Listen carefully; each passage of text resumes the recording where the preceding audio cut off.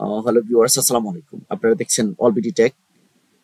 আজকের টিউটোরিয়ালটির মাধ্যমে আমরা জানবো যে আপনি পাসপোর্ট আবেদন করেছেন বা পাসপোর্ট আবেদন করতে চাচ্ছেন।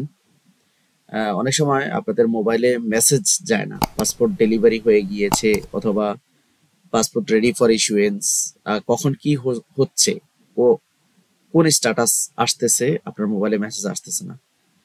তো মোবাইলে মেসেজ আসার জন্য আপনাকে যেটা করতে হবে, আপনি যখন কি করবেন, পাসপোর্ট আবেদন করবেন, এই পাসপোর্ট টাইপ, তারপরে personal information, address, ID documents, parental information, spouse information, emergency কন্ট্যাক্টের জায়গায় আপনাকে যেটা করতে হবে, নিচের দিকে আসলে এখানে একটা কন্ট্যাক্ট নাম্বার দেখতে পাচ্ছেন।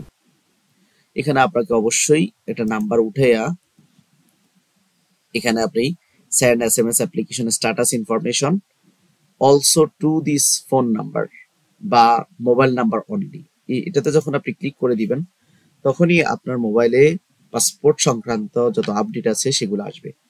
আদারওয়াইজ কিন্তু আসবে না, আপনাকে মেইল করা হবে। তো এই জন্য আপনারা যখনই আবেদন করবেন, ইমার্জেন্সি কন্ট্যাক্টে যে অ্যাড্রেসটা দিবেন সেখানে যদি টিক দেওয়া না থাকে, আপনারা অবশ্যই টিক দিয়ে তারপর আবেদন করবেন। আশা করি বুঝতে পেরেছেন।